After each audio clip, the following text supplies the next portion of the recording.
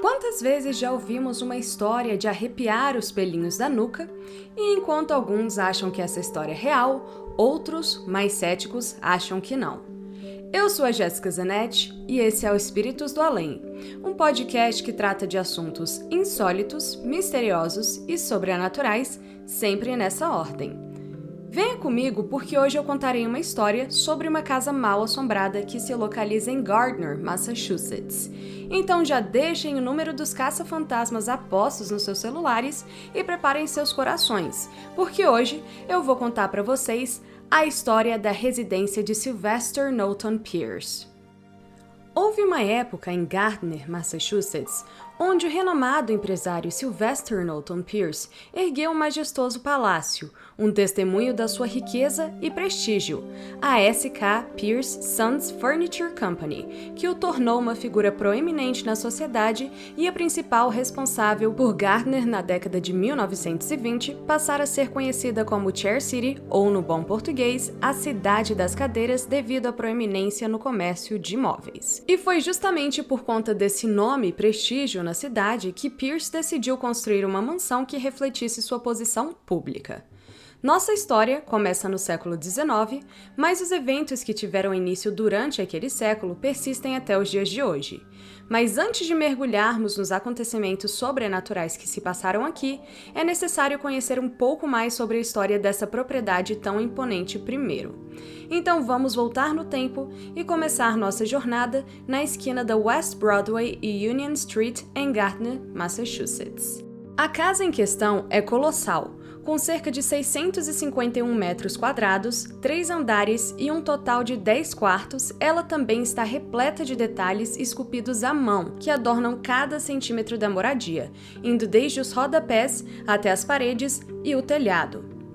A construção dessa majestosa mansão foi concluída em 1875, com um árduo trabalho de 100 pedreiros ao longo de 1 ano e meio. O proprietário, Sylvester Knowlton, mais conhecido por todos como S.K. Pierce, era um homem super rico, para aqueles que ainda não tinham percebido quando eu falei que ele pagou 100 trabalhadores para construir uma casa de 3 andares e 10 quartos em apenas 1 ano e meio. E pasmem, gente! Nessa imensa moradia, iriam habitar apenas ele, a esposa Susan e o filho Frank. No entanto, a felicidade naquela imponente residência não durou muito. Isso porque poucas semanas após a mudança, Susan, a esposa de Sylvester, sucumbiu a uma doença chamada faceite necrotizante, uma forma de gangrena causada por uma bactéria que necrosou grande parte da sua pele pouco a pouco. Assim, restaram apenas o Sylvester, o Frank, com então 18 anos, e os empregados que também habitavam naquela residência gigantesca. Então, deixando bem claro aqui, a Susan, que era esposa do Sylvester, morreu dentro da casa. E isso após algumas semanas de eles terem se mudado para a mansão, que antes disso era novinha em folha, já que ela tinha acabado de ser construída. Bom, o que acontece é que, após 1 ano de luto, o Sylvester, então, acaba se casando com uma mulher 30 anos mais nova que ele e que se chama Ellen. E com ela, ele tem mais 2 filhos, o Stuart e o Edward. Então, ao todo, o S.K. Pierce acaba deixando 3 herdeiros quando, em 1888, ele falece também dentro da mansão. E a morte não deixou a família em paz. Isso porque, alguns anos mais tarde, foi a vez de a própria Ellen falecer dentro da mansão. E um detalhe é que os velórios do S.K. e da Ellen aconteceram ali mesmo, dentro da casa onde eles morreram. E quando a Ellen falece, então, os 3 filhos começam a lutar judicialmente pela distribuição dos bens da família, que incluíam a mansão e a loja. Até que o filho mais novo, o Edward, acaba assumindo o controle da mansão quando os 2 filhos mais velhos simplesmente desistem de passar anos e anos processando ele novamente. E com isso, um lar que já tinha sido uma vez símbolo de prosperidade, agora começava a se afundar em tempos sombrios. Isso porque logo após o Edward conseguir assumir a posse da mansão, ele então se muda com sua família para dentro da casa e a filhinha dele, a Rachel, de então 2 anos, mais uma vez, logo após eles se mudarem, também acaba morrendo da mesma doença que a Susan, a primeira esposa do pai dele, o S.K. Pierce, tinha falecido, a faceite necrotizante. A coisa fica ainda mais feia quando, por conta da Grande Depressão de 29, os negócios da família são severamente afetados e, assim como os negócios, a mansão também fica cada vez mais cara de se manter.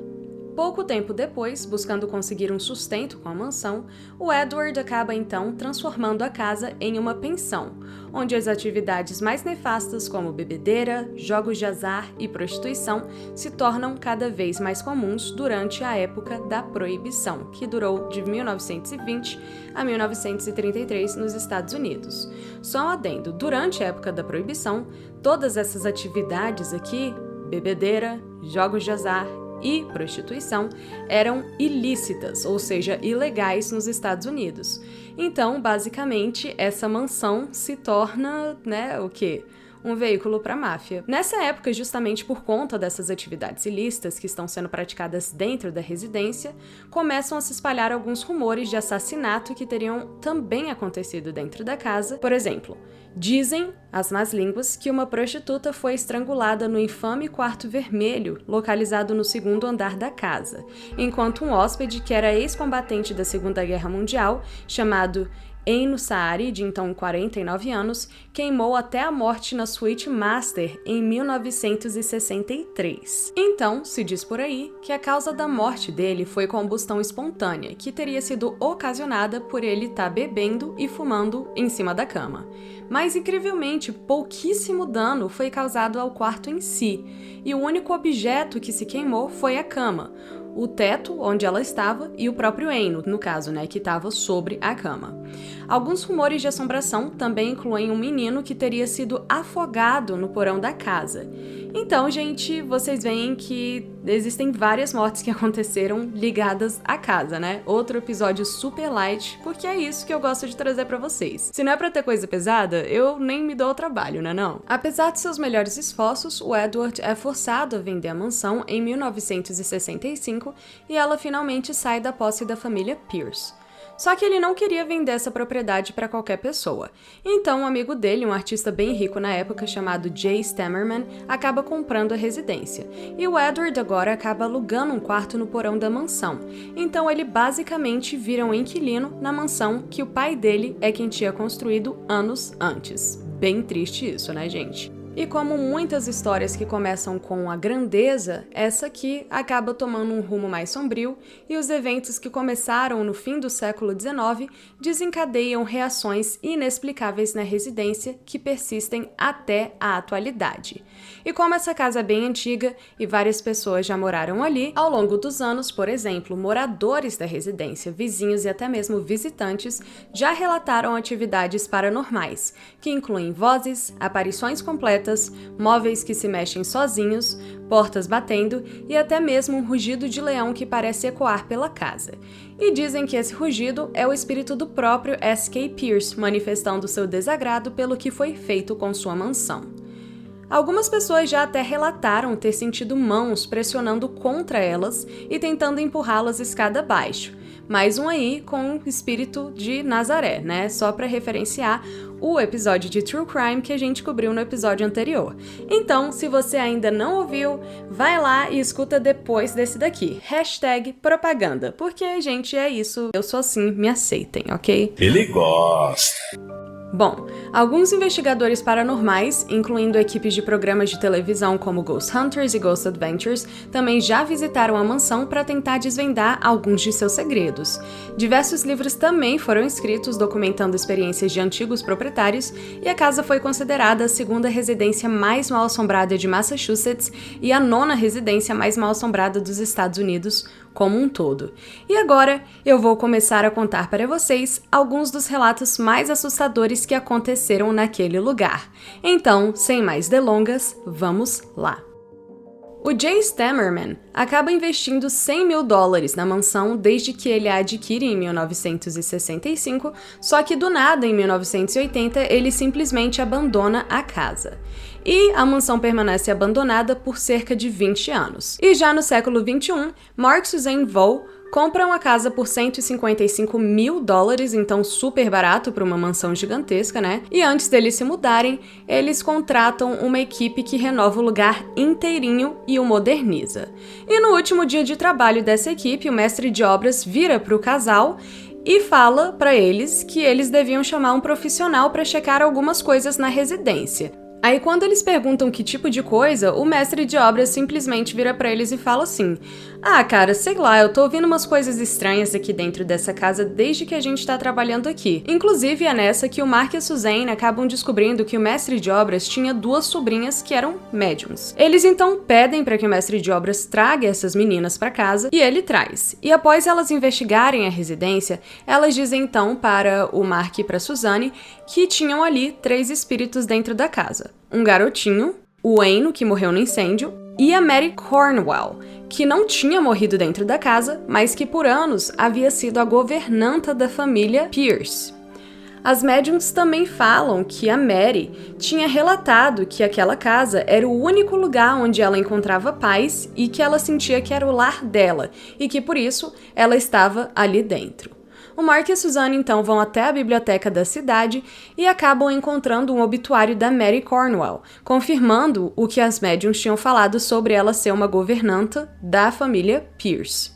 Bem, ainda de acordo com as médiums, a Mary era governanta dos espíritos e protetora da casa. Então, contanto que eles não ficassem fazendo coisas que ela não aprovava dentro da casa, eles conseguiriam viver ali em paz e tudo estaria bem.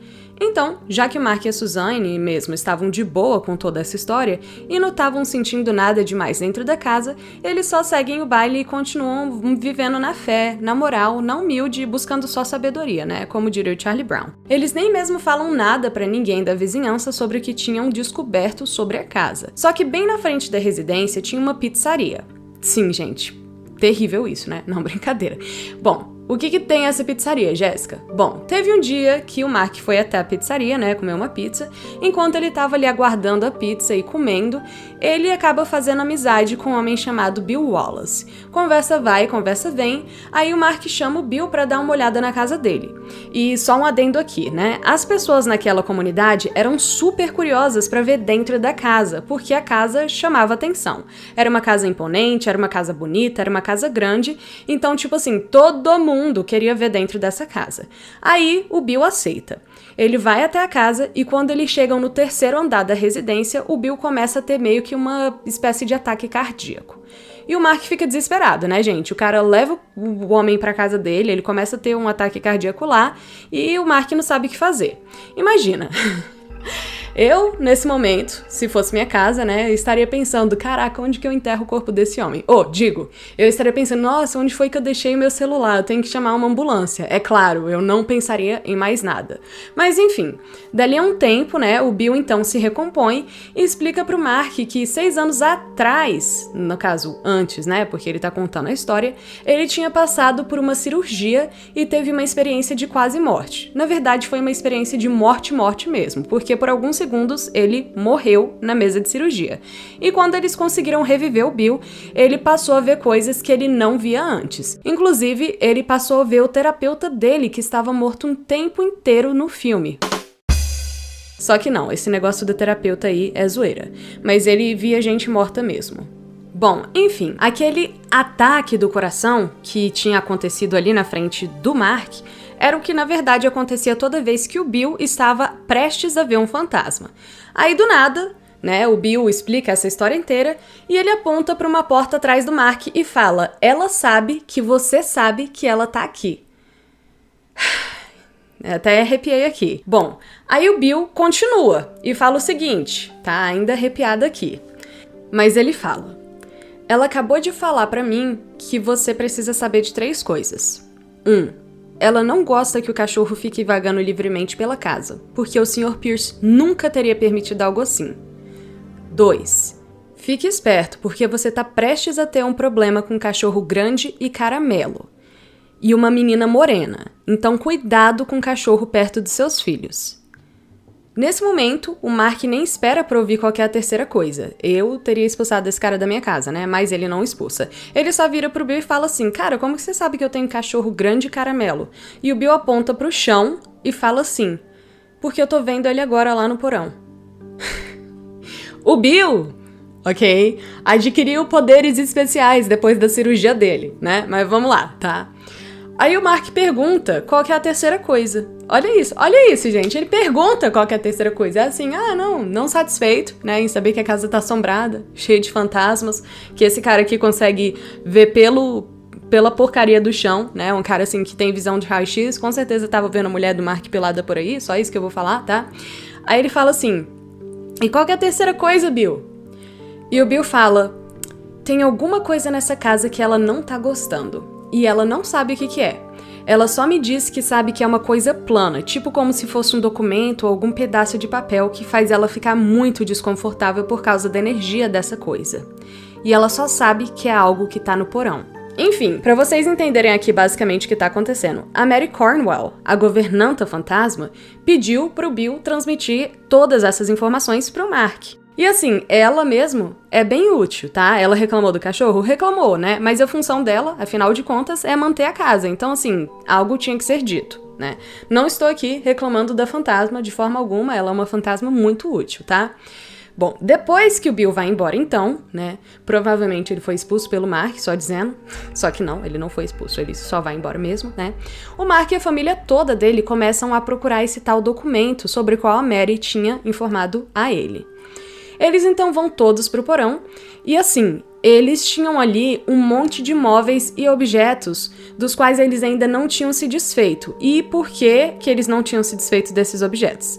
Esses objetos e móveis pertenciam aos antigos inquilinos do Jay, tá? Lembra que o Jay tinha metido o pé, abandonado a casa e deixado a casa toda abandonada? Então, dentro da casa abandonada tinha um monte de móveis que eram antiguidades super caras, tá? E só pra vocês terem uma ideia, ainda nos anos 80, a própria família do Jay tinha ido até a casa e vendido a maioria dos móveis dele e eles todos eram caríssimos, tá? Já que tudo era antiguidade ali dentro. Inclusive, quando o Mark e a Suzanne compraram a casa, tinha uma mesa de jantar ainda que era de madeira maciça. E eles venderam essa mesa pelo dobro do preço que eles pagaram pela casa, ok? Então, assim, eles, obviamente, não estavam querendo vender tudo assim, né, de uma vez só. Até porque eles não sabiam o que era caro, você tem que averiguar, você tem que pesquisar. Então eles pegaram todas essas coisas aí que estavam na casa e que eram do Jay e colocaram no porão. Isso pra quê? Pra avaliar e vender mais tarde. Nunca se sabe quando você vai precisar de dinheiro, né? Assim, esperto, tá? E por isso é que eles sabiam que o que quer que fosse que a fantasma, né, estava querendo que eles tirassem da casa, pertencia a outra pessoa, porque se estava no porão, não era deles. Bem, horas se passam nessa busca, até que finalmente eles conseguem encontrar uns potes de vidro de geleia que estavam vazios e eram bem antigos e começam a mexer neles. Em um dos vidros, na tampa, eles encontram tipo uma etiqueta que tinha 2 suásticas desenhadas. E naquela hora, o Mark sabia que tinha que ser aquilo que a Mary estava falando.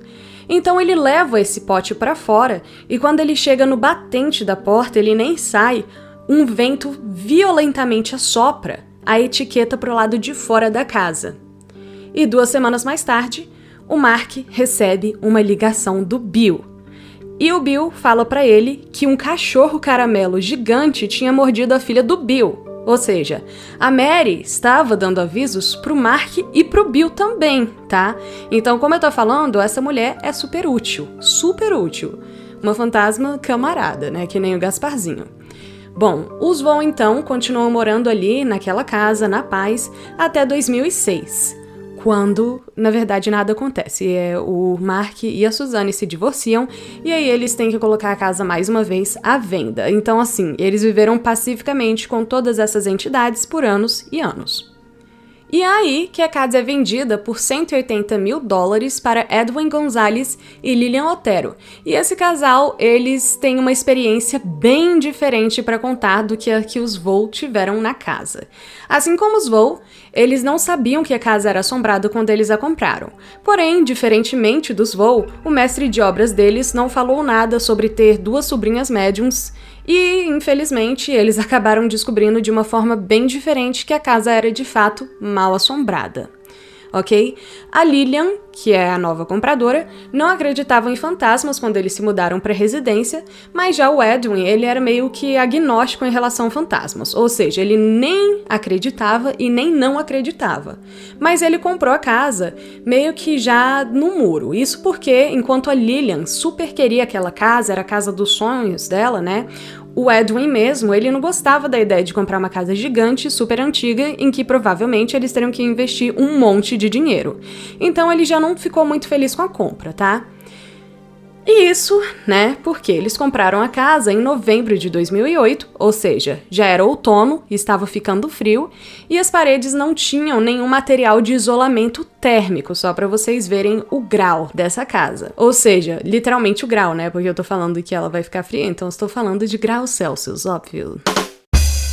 Mas enfim, antes de eles se mudarem para casa, eles precisariam consertar várias coisas, entre as quais o isolamento térmico, né? Isso se eles não quisessem virar picolé à noite. Se eles quisessem, eles podiam se mudar. Mas, de qualquer forma, eles se mudaram na primavera seguinte, em 2009. Só que durante a época de Natal, em 2008, a Lillian já coloca, né, um monte de decoração na casa. E nisso ela pega uma guirlanda, só que ela coloca essa guirlanda não na porta de fora apenas, e sim também numa porta de um dos cômodos dentro da casa. E nessa guirlanda tinha umas bolinhas de vidro. Como eu falei, nessa época, eles não estavam morando na casa. Então ela coloca a guirlanda, vai-se embora e beleza, vida que segue. Na semana seguinte, a Lillian volta e uma das bolinhas está no centro do cômodo. Aí ela pensa, normal, né? A bolinha caiu, ela pega a bolinha do chão, coloca de volta na guirlanda, continua as atividades ali na casa e é isso, ela vai embora, né? Segue a vida normal. Na semana seguinte, ela volta de novo, só que dessa vez ela volta com o Edwin, que é o esposo dela, e a irmã dela e o sobrinho dela. E a bolinha de novo, no chão, no meio do cômodo. Aí ela comenta assim, nossa, que estranho, gente, aconteceu a mesma coisa semana passada, né? Essa bolinha, ela tinha caído ali no mesmo lugar, no centro desse cômodo. Que loucura, né? E aí o Edwin fica mais pé da vida ainda. Porque ele pensa o seguinte, se essa bola tá caindo no chão e ela tá rolando pro centro, isso obviamente significa que o chão tá todo desnivelado, né? Então ele começa meio que fazer uns testes pra ver como que o chão está desnivelado. Ele pega a bolinha e começa a jogar a bolinha da mesma altura da porta da guirlanda e a bolinha não rola pro lugar que ela tava, basicamente. Aí ele vai, pega a bolinha e começa a rolar ele mesmo. Aí ele rola a bolinha com diferentes forças, diferentes intensidades de força, né? E nada da bolinha rolar pro mesmo lugar no meio do cômodo. Aí ele fala, cara, esse chão não tá desnivelado coisa nenhuma. Deixa isso pra lá. Bom, eles finalmente desistem, o Edwin coloca a bolinha de volta na guirlanda, eles fecham a porta. E a guirlanda, né, então, só ficando claro aqui, a guirlanda que estava do lado de fora da porta fecha pra fora, tá? E eles continuam as atividades ali na casa. Bom, bolinha vai, bolinha vem, ahá! Só que mais tarde, quando eles estão indo embora pra casa, eles então passam por aquela sala pra pegar a escada e veem que a luz daquele cômodo estava acesa. Eles acham estranho porque ninguém tinha ligado aquela luz em primeiro lugar, né? Mas assim, aí a Lillian vai abrir a porta pra apagar a luz. E na hora que ela abre a porta, ela leva um susto. Porque a bolinha da guirlanda, que lembrando pra vocês, estava fechada pro lado de fora do cômodo, estava mais uma vez no meio do cômodo. Eles ficam abalados com isso, mas não sabem o que é, né? Então eles, como qualquer pessoa normal, vão embora da casa e é isso. Eu tô rindo aqui de medo. Mas ok. Aí um dia, a Lillian de novo, e aqui só um adendo. Eu acho que essas coisas aconteciam mais com a Lillian porque ela passava mais tempo na casa. E lembrando aqui, eles ainda não se mudaram pra casa nesse ponto, mas vocês estão vendo a quantidade de vezes que a Lillian vai sozinha pra casa e o Edwin só vai às vezes, né? Então por isso que as coisas estão acontecendo mais com ela. Bem, então a Lillian, ela foi pra casa de novo, e ela estava no porão, montando uma estante para os materiais de jardinagem dela, porque ela queria montar ali uma espécie de jardim de inverno no porão. E nisso, ela está se sentindo vigiada, e ela tá ali fazendo as coisas, mas vira e mexe, ela olha ao redor dela no porão. Ela olha por cima do ombro e não vê nada, né? E nem ninguém. Então, ela continua as atividades dela, mas ela tá se sentindo, assim, vigiada por um bom tempo. E de hora em hora, ela meio que levanta, olha ao redor do porão inteiro e nada. Só que aí, do nada, né, ela volta para as atividades dela de jardinagem e ela escuta alguma coisa cair bem atrás dela. E ela leva um susto. E dessa vez, quando ela olha, ela vê o Clodovil. Não, brincadeira. Mas ela vê uma sombra se movendo muito rapidamente pelo portal da porta, indo para fora do porão, né? Ela pensa que pode ter sido vento, mas assim, o porão onde ela está, né, tem todas as suas janelas seladas, então é óbvio que não era o vento. E também não tinha muita luz ali no porão onde ela estava, então para ela ter visto uma sombra gigante, não era possível. Ela não pensa nada mais disso, até porque ela é cética e tal, e vida que segue, né? Ela vai embora e volta de novo na semana seguinte. Bom, de novo, ela tá lá no porão na semana seguinte, fazendo as coisas do jardim dela e se sentindo observada mais uma vez. Ela, então, de novo, escuta um barulho atrás dela, que nem na semana anterior, e se vira. E na hora que ela se vira, ela vê 3 homens russos tentando entrar pela janelinha selada. Oh, desculpa, eu tô lendo um roteiro errado aqui. Deixa eu voltar. Ah, tá aqui. Então, ela se vira e vê a mesma sombra atrás dela. Só que dessa vez, a sombra fica ali olhando pra ela. E ela se assusta tanto com isso que ela dá um pulo e começa a gritar como qualquer mulher normal. E é nesse momento que, ao invés da sombra ir embora, né, sei lá, ela vai pra cima da Lillian. E fica entre o teto e a Lillian. A Lillian, então, fica olhando para aquela sombra e nada da sombra desaparecer e nem mesmo se mexer. Ela só fica ali parada, flutuando sobre a Lillian por alguns minutos.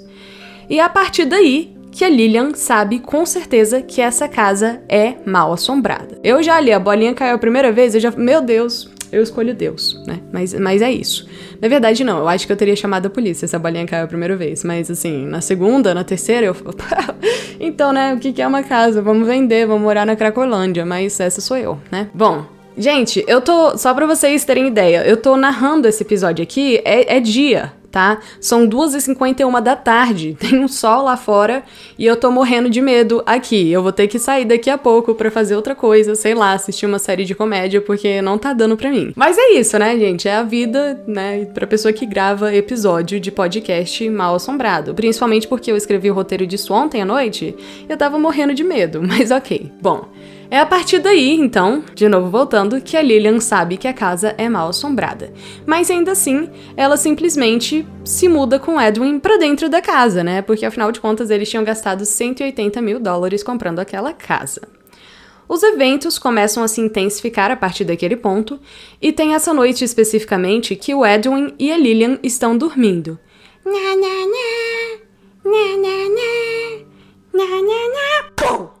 Eles acordam.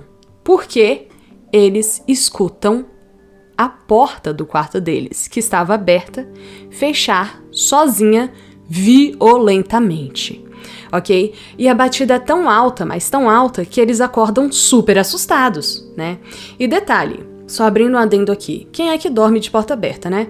Só a minha mãe mesmo, e isso pra vigiar a gente quando a gente era pequeno. Mas eu quero fazer uma enquete, tá? Porque eu morro de medo de dormir com a minha porta aberta, tá? Pessoalmente. Mas, assim, meu apartamento tem um corredor, e apesar de eu adorar ver o meu peixinho lindo e maravilhoso na sala do meu quarto, eu nem mesmo saio do quarto pra pegar água no meio da noite, né? Só se for mesmo cantando Eu Escolho Deus e acendendo todas as luzes da minha casa.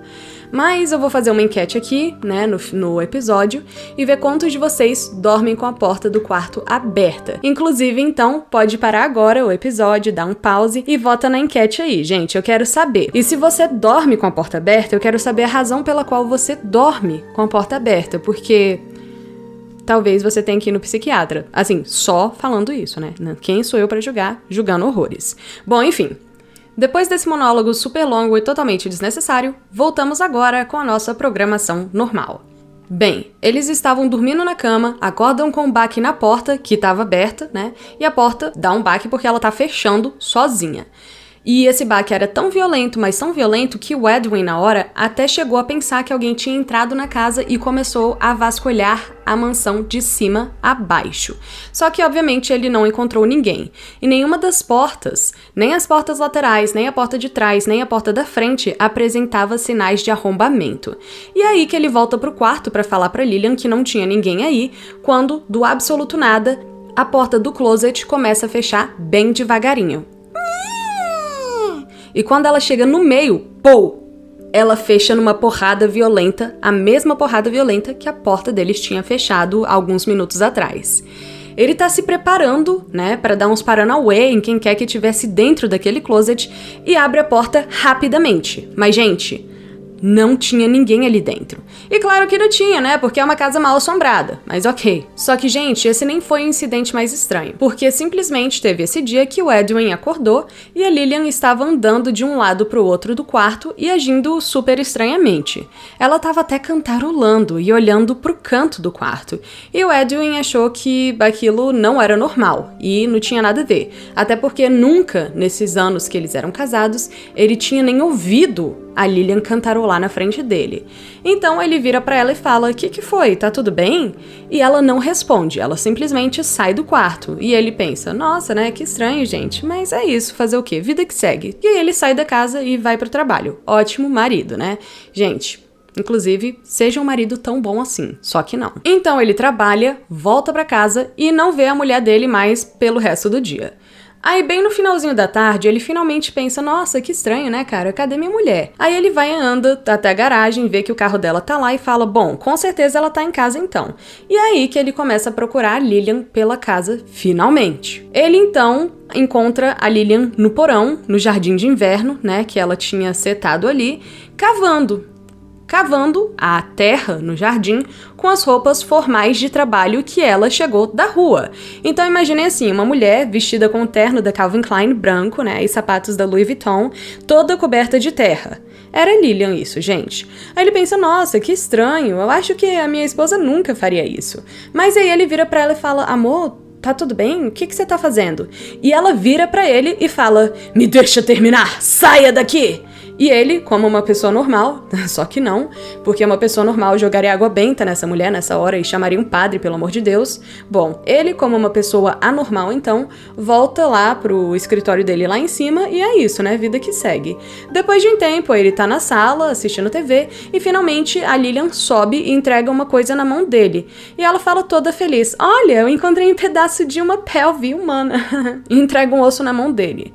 Aí o marido fala: "Que isso? Como que você sabe que isso é um pedaço de uma pelve?" E ela continua: "Olha, eu só sei que é. E é tão pequenininho, né? Eu acho que é de uma criança." Bom, eles então chamam as autoridades e tentam investigar o que é aquilo, mas não dá em nada. E nisso, né, não dá em nada, mas assim, a Lillian mesmo fica super obcecada com esse osso. E ele meio que vira o precioso da Lillian. Ele gosta. E ela começa a pesquisar o que é que tinha acontecido aqui naquela casa, né? Aqui não, cruz credo, ali naquela casa. Porque ela queria encontrar respostas e ela queria descobrir de quem que era aquele osso, né? Só que a partir daí, a Lillian, então, ela começa meio que ficar com pena, porque até então ela tava com medo, né? E agora ela começa a ficar com pena dos espíritos que estão aprisionados naquela residência, até porque o osso que ela encontrou na cabeça dela era o osso de uma criança, porque ele era muito pequeno. Só que parece que a Lillian aqui estava, na verdade, possuída, né? Vamos lá. Desde o comportamento dela do larará, cantarolando, né? Até ela ir, né, com o terno dela, com a roupa formal do trabalho, cavar e se cobrir toda de terra, né? Momento Kevin Bacon, de novo, Ecos do Além, no porão, né? Ela, obviamente, está fora de si, né? E, obviamente, ela não está bem. Então, parece aqui que ela, na verdade, estava possuída por alguma energia ou por algum dos espíritos que moravam ali naquela casa, né? Mas essa sou eu, Jéssica, falando. Bom, nisso, outra coisa que acontecia bastante ali na vizinhança é que as pessoas que eram os vizinhos e as pessoas da própria comunidade sempre foram muito curiosas sobre a casa, lembra que eu falei? Então as pessoas queriam ver a casa por dentro e não porque elas sabiam que tinha alguma coisa paranormal acontecendo aqui, já que não era esse o caso, mas eles simplesmente queriam conhecer a casa, porque ela era linda por fora e chamava atenção. Bom, enfim, um dia um dos vizinhos viu Edwin levando as compras do carro para casa e aproveitou a deixa para se aproximar. Então ele começa a puxar conversa com o Edwin sobre o filho do Edwin. Aí o Edwin vira para ele e fala, cara, eu não tenho filho não. E o vizinho fala, então é o seu sobrinho. E o Edwin fala pra ele, então, na verdade, meu sobrinho não mora com a gente. Ele tem 18 anos e não visita a gente há mais de um mês. E simplesmente o vizinho continua insistindo e fica bravo com o Edwin, ok? Como se o Edwin estivesse mentindo ou zoando com a cara do vizinho. E aí ele fala assim, cara, eu tô falando do menino que fica ali correndo entre aquelas duas janelas. E aí na hora ele aponta pra umas duas janelas e o Edwin olha. No que o Edwin olha, ele vira pro vizinho e fala, cara, isso é impossível. Porque entre aquelas duas janelas tem um corredor e uma escada. Também tinha essa vizinha que era a mesma coisa. Ela simplesmente ficava olhando no quintal deles pra verificar se realmente não tinha nenhum brinquedo de criança por ali. E ela achava que o Edwin só não queria que o filho fantasma dele, né, brincasse com o filho de verdade dela, ou alguma coisa assim. Porque ela fala pra ele que o filho dela via esse menino no mesmo quarto que o vizinho anterior tinha mencionado, correndo entre as duas janelas todos os dias. E ele repetia que não tinha filho nenhum, e não tinha criança nenhuma morando ali dentro. Até que um dia o Edwin tá tão bravo com essa louca, quer dizer, com essa vizinha, que simplesmente ele convida essa vizinha pra entrar na casa deles e vê que não tem menino nenhum. Ela, tá, pera rapidinho, deixa eu só chamar meu filho. Aí ela chama o filho dela e eles entram na casa. Eles veem que não tem ninguém, e aí o Edwin pergunta pra o filho dela, como que é esse garoto? Aí o menino fala, é um menino loiro. E ele vive me chamando pra brincar com ele no corredor, só que a mãe dele não deixa. Ok, né? Então, o menino do vizinho tá tendo conversas com o fantasma que mora na casa do Edwin. Simplesmente nesse ponto, muito por conta do osso, a Lillian e o Edwin já tinham ouvido falar desse menino fantasma que as médiums, sobrinhas do mestre de obras dos voos, lembra? Tinham trazido, e a descrição que elas tinham dado era mais ou menos a mesma, ok? Era um menininho loiro que corria entre os quartos, passando pela escada e pelo corredor, ou seja, obviamente, ou ele é a lince negra ou ele é um fantasma, né? E chegou ao ponto que o filho da vizinha ficava passando o tempo inteiro na frente da casa deles pra ver o menino. E ele começou a ficar com depressão, o menininho da vizinha, tá? A vizinha, então, acabou tendo que se mudar com o filho e disse pro Edwin que ela precisava tirar o filho dali, porque ele já não era o mesmo garoto de quando eles se mudaram pra casa. Isso só pra mostrar pra vocês, né, que os vizinhos entendiam que morar ali não era saudável, mas o Edwin e a Lillian mesmo estavam assim, cara, a gente gastou dinheiro aqui e é isso, vamos tirar proveito até poder. Em outro evento, o Edwin e a Lillian receberam umas visitas, o Derek e o Bob. E tava todo mundo, o Edwin, o Derek e o Bob, no segundo andar da residência, onde tinha uma cortina decorativa que só ficava na parede, então ela não ficava na frente de janela nenhum. Bom, estão ali todos os homens e do nada eles veem essa cortina se mexer. Então, o Derek e o Bob falam assim um pro outro, cara, você viu aquilo? E ele, não, vi sim. E eles vão ver o que é na cortina, ok? No que eles estão se aproximando, o Bob cai no chão como se ele tivesse sido eletrocutado pela cortina.